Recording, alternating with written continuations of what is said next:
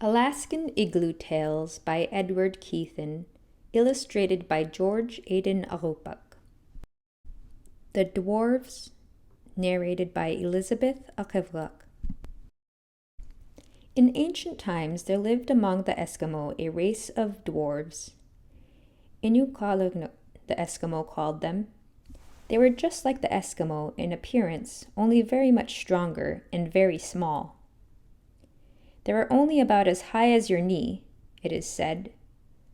One dwarf alone could carry an ugruk, or big bearded seal, while two of them could launch a great skin boat and go whaling. They caught white whales and big black whales and dragged them to their igloos without the least of trouble. But there was one strange thing about these tiny people. Strong as they were, they could not move anything after it had been touched by an Eskimo. Now it happened one day that the two dwarves had landed a large black whale. They dragged it up the hill to a shed without the least of trouble. As they were about to put it in the shed, an old Eskimo woman and a small boy came up and stood watching them. "Do not touch our whale," cautioned one of the dwarves, "for if you do, we will never be able to move it to our igloos." Then the two dwarves went away. As soon as they were gone, the woman and the little boy went to the whale and touched it with their fingers. They just had to do it, it seems.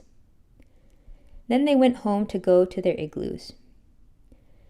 Not long afterwards, the dwarves returned to carry away their whale.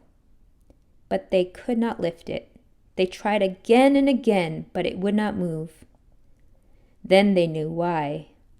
Straightway they went to the old woman's igloo. They walked in looking very angry. As they came near the woman, they made motions with their fists as if to strike her in the face, but they didn't touch her. They only made threatening motions, and then they left and never returned. When they had disappeared, a strange thing happened. The woman's face began to swell up and her cheeks got red as if she had been beaten.